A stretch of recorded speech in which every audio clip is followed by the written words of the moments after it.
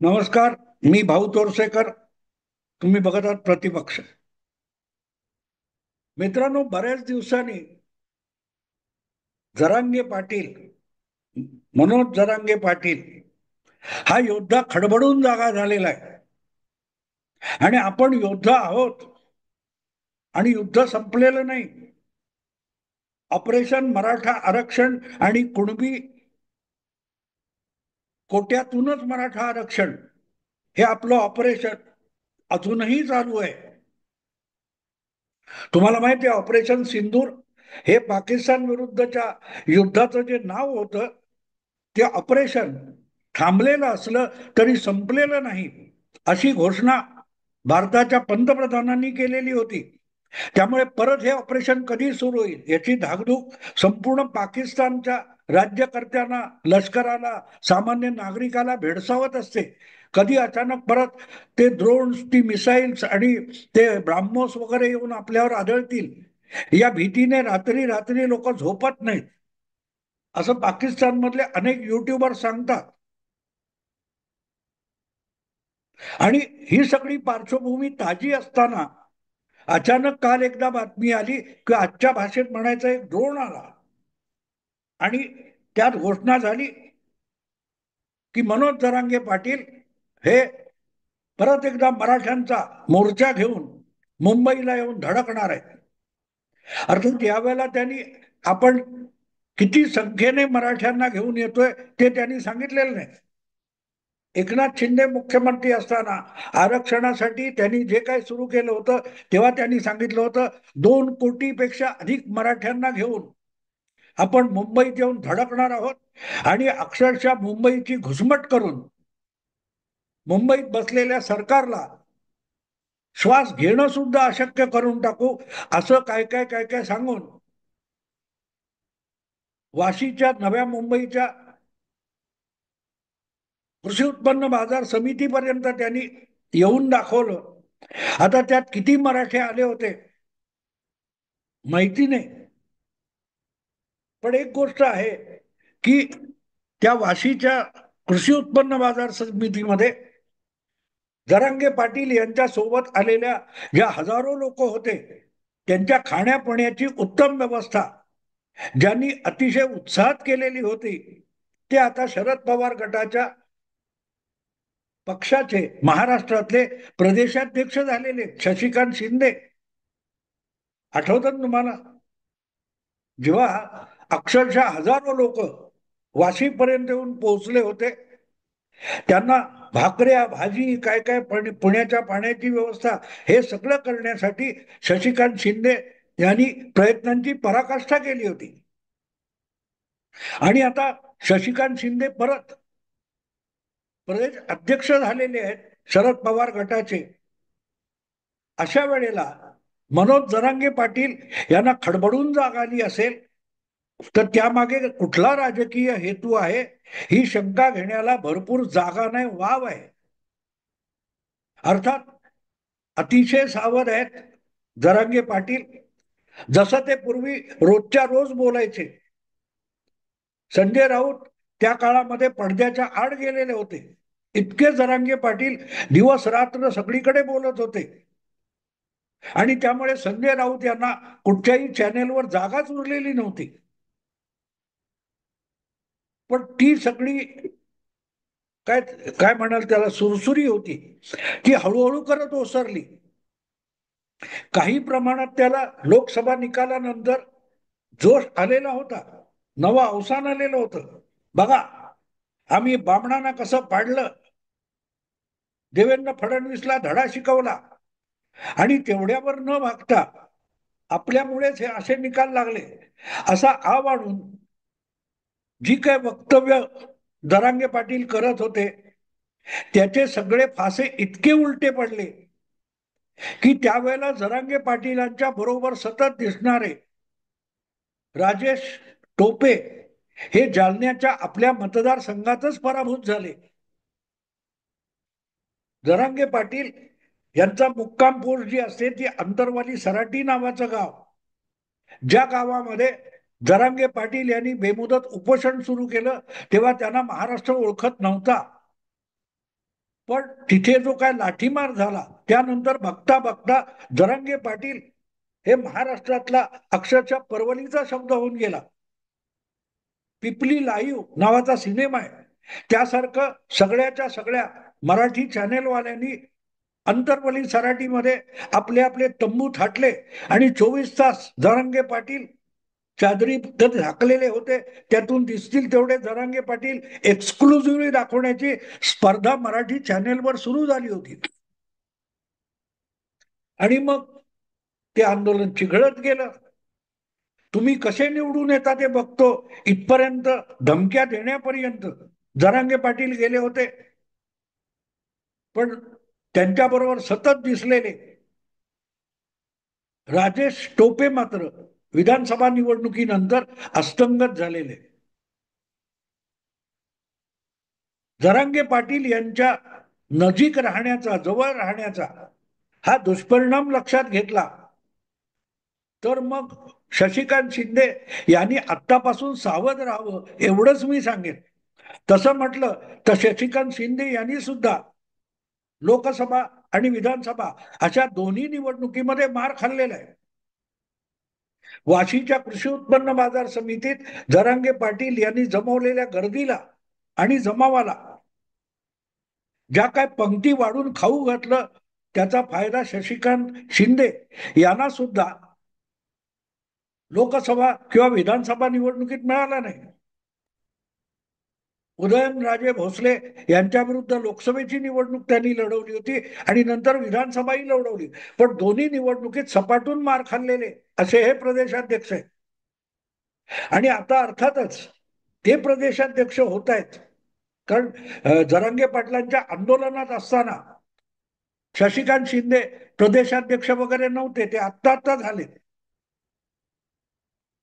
आणि ते प्रदेशाध्यक्ष झाल्यानंतर जर जरांगे पाटलांना जाग आली असेल आणि आंदोलनाची सुरसुरी आली असेल तर मग परिणामानं शिंदे यांनी पण तयारीत असलं पाहिजे. आणि या दोघांचा एकमेकाशी संपर्क असू शकतो, नाही असं नाहीये, पण त्यासाठीच मी सांगतोय की स्वबळावर, आपल्या कर्तृत्वावर, पवारांच्या कृपेशिवाय जे राजेश टोपे आपल्या पूर्व पुण्याईने जालन्यातून विधानसभेवर निवडून येत होते, मंत्रीपदावर त्यांचा हक्क सिद्ध होत होता, नाकारला जाऊ शकत नव्हता, त्यांची जरांगे पाटलांच्या कृपेमुळे सुट्टी झालेली आहे. आणि हे म्हणूनच शशिकांत शिंदेनी लक्षात ठेवलं पाहिजे. असो, पण काही का असे ना जरांगे पाटील हे सगळे मराठ्यांचा इतिहास सांगत सांगत पुढे येतात. म्हणून त्यांना जी अचानक जाग आलेली आहे त्यावरून एका जुन्या नाटकाचं नाव आठवलं, रायगडाला जेव्हा जाग येते. आणि म्हणूनच मी ते शीर्षक दिलंय की अचानक अंतरवाली सराटीला जाग आलेली आहे आणि तिथून हा सुप्तावस्थेतला योद्धा पुन्हा एकदा जागा झालाय आणि तलवार उपसून निघालाय. आता तलवार उपसून मुंबईत येऊन काय करणार? गणपतीच्या मुहूर्तावर त्यांनी यायचं असं ठरवलेलं आहे. किती पोचतात, काय करतात आणि गर्दी किती होते हे दिसेलच. पण एक गोष्ट साफ आहे, इतके दिवस तुम्ही काय करत होता? तुम्ही ठरवलं त्याचं काय झालं? तुम्हाला आठवत असेल तर जेव्हा आवेशात होते जरांगे पाटील तेव्हा अक्षरशः 70, 80, 200, 500 एकर जमीन सपाटीकरण करून शेतांची त्यांच्या सभा भरवल्या जात होत्या. पोकलँड किंवा काय म्हणतात त्याला, जेसीबी म्हणून त्यांच्यावर फुलांची उधळण केली जात होती.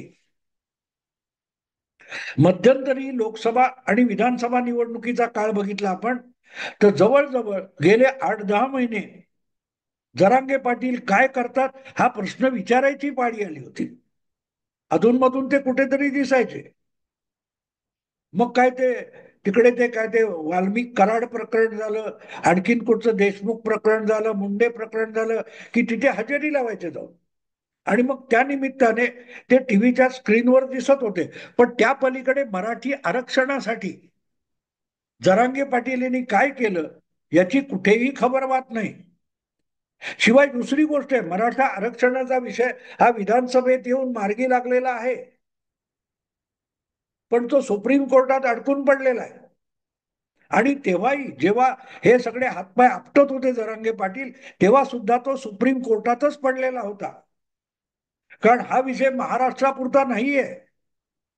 हरियाणा, राजस्थान अशा वेगवेगळ्या, गुजरात अशा राज्यांमध्ये अनेक वेगवेगळ्या जातींची, प्रामुख्याने एवढे बहुजन जातींच्या आरक्षणाचा विषय हा असाच सुप्रीम कोर्टाच्या खडकावर जाऊन दारू फुटलेले आहे. पटेलांचं आंदोलन असो, गुज्जरांचं असो, जाटांचं असो, सुप्रीम कोर्टाने जो 50% पुढे आरक्षण जाता कामा नये हा निर्बंध घातलाय. त्यामुळे या इतर राज्यातली आंदोलनं सुद्धा फिसकटलेली आहेत. आणि त्यामुळे मराठा आरक्षणाचा जो विषय निघाला त्याचं तारू सुद्धा तिथे अडकलेलं आहे. पण त्यातून वेगळ्या रीतीने आर्थिक दुर्बल या आधारावर जे काही मराठ्यांना आरक्षण देण्याचा प्रयत्न फडणवीसांनी केला होता, त्याला 2019 मध्ये शरद पवारांनी युतीमध्ये बिब्बा घालून जो काय हरताळ फासलाय, त्यामुळे ही समस्या निर्माण झाली. आणि मराठ्यांना आरक्षण दिलंच जाऊ शकत नाही हे शरद पवारांनी 15-20 वर्षापूर्वी सांगून ठेवलंय. त्यामुळे कदाचित मी हे स्पष्टपणे म्हटलेलं आहे यापूर्वी सुद्धा, की देवेंद्र फडणवीस हे 2019 नंतर मुख्यमंत्री पदावर कायम राहिले असते तर कदाचित मराठा आरक्षणाचा विषय त्यांनी कायमचा सोडवला असता. आणि मग मराठ्यांचा स्ट्रॉंग नेता ही आपली बिरुदावली कायमची पुसली गेली असती. म्हणूनच शरद पवारांनी महाराष्ट्रामध्ये शिवसेना भाजप युतीमध्ये फूट पाडून उद्धव ठाकरेंना मुख्यमंत्री पदाचं आमिष दाखवून मराठ्यांचा बट्ट्याबोळ करून टाकला.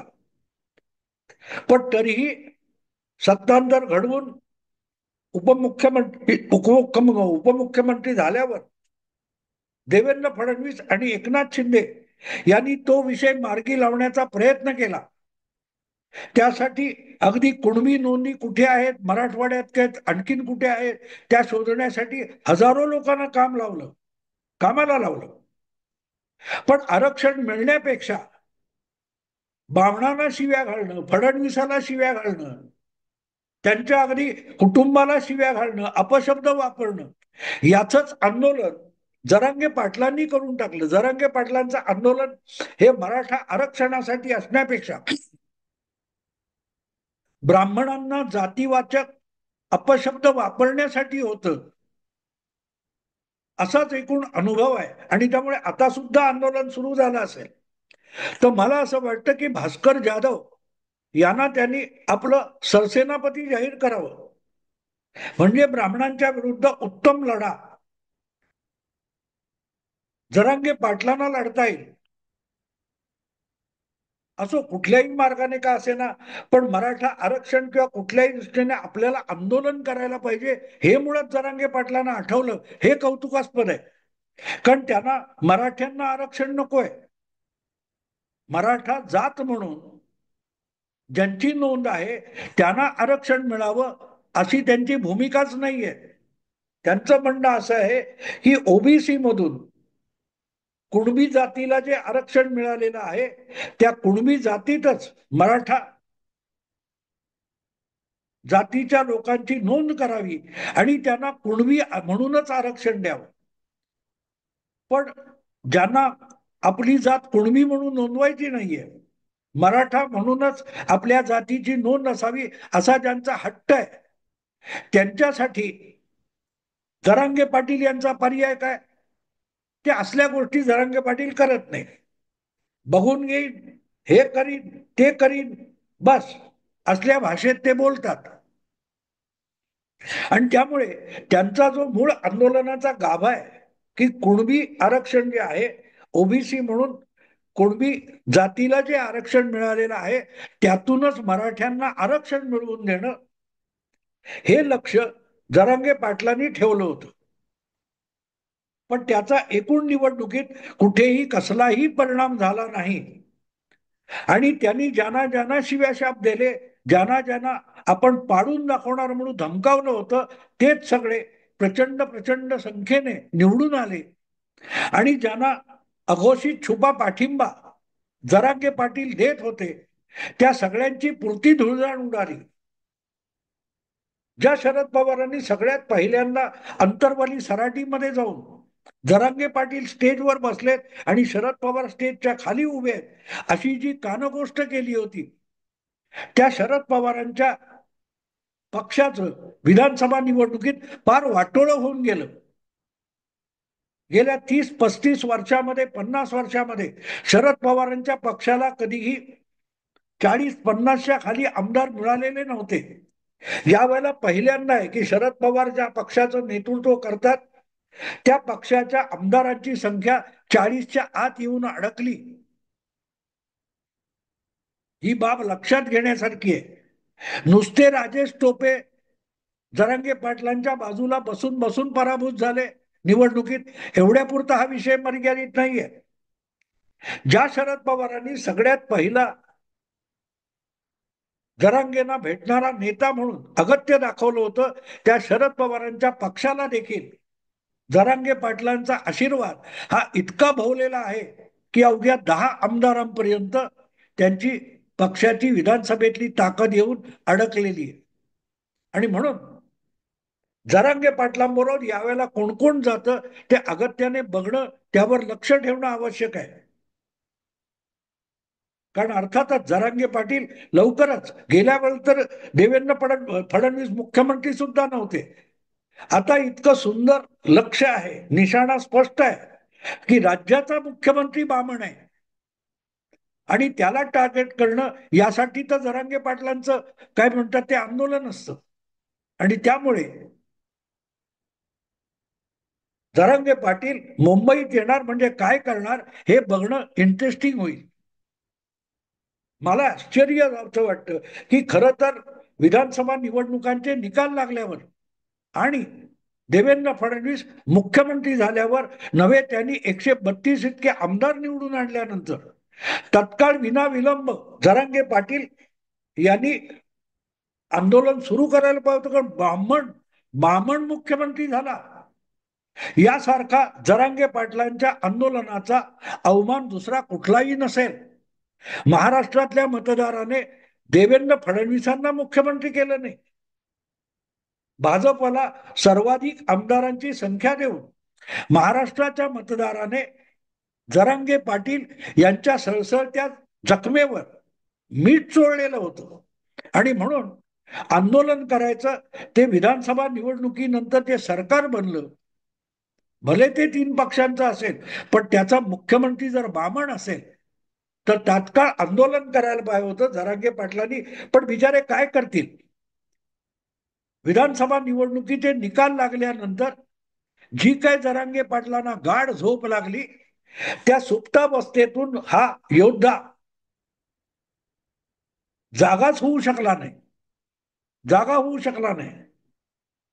कारण अर्थातच त्या सगळ्या निकालांनी महाविकास आघाडी आणि शरद पवार त्यांचे समर्थक आणि जे कोण पाठीराखे आहेत ते पण इतके सर्द झाले होते की सगळेच सुप्तावस्थेत गेले होते. अन्यथा आपल्याला 160 जागा जिंकून देऊ असं सांगणारी 2 माणसं आपल्याकडे आली, हे सांगायला शरद पवारांना 1 वर्ष लागलं नसतं. कारण शरद पवार पण सुप्तावस्थेत गेले होते. आता पवार साहेब सुप्तावस्थेत गेले तर शशिकांत शिंदे जाणार, राजेश टोपे जाणार, मग जरांगे पाटील हे जागणार कसे? त्यामुळे आता जागे झालेत तर झालेत, चांगली गोष्ट आहे. आणि म्हणून त्यांची जी मूळ भूमिका आहे त्या भूमिकेची त्यांना जाग आली असं म्हणावं लागतं. त्यांना अचानक आठवलं, रे ब्राह्मण मुख्यमंत्री होऊन बसला, आपण काय करतोय, काय झालं, कसं काय मराठ्यांनी ब्राह्मणाला मुख्यमंत्री बनवला. आणि खडबडून अंतरवली सराटीला जाग आली आणि जरांगे पाटलांनी ठरवलं, चलो मुंबई, चलो मुंबई. आता बघू किती कोटी येतात.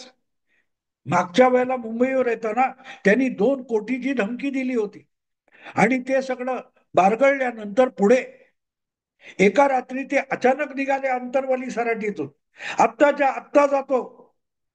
सागर बंगल्यावर जातो, माझ्या छातीवर गोळी घाल, असं म्हणत म्हणत पुढच्या गावापर्यंत गेले आणि उजाडण्याच्या सुमाराला परत अंतरवाली सराटीमध्ये आली. त्यामुळे अंतरवली सराटी या गावाची खासियत आहे की तिथे जरांगे पाटलाच्या उपोषणाला जाग येते आणि मग अचानक इतकी गाढ झोप लागते की परत जाग येईपर्यंत जरांगे पाटील त्यांचं आंदोलन, त्यांच्या मागण्या सुप्तावस्थेत जातात. आणि आता जर त्यांना जाग आली असेल तर त्याचं अभिनंदन केलं पाहिजे, त्यांना शुभेच्छा दिल्या पाहिजेत. आणि म्हणून जरांगे पाटील या मुंबईतला गणेशोत्सव तुमचं स्वागत करतोय. किती कोटी घेऊन येणार आहात तेही सांगा. आपण प्रतीक्षा करू मित्रांनो. मी थांबतो. आवडलं लाईक करा, शेअर करा आणि प्रतिपक्षाला सबस्क्राईब करा. नमस्कार.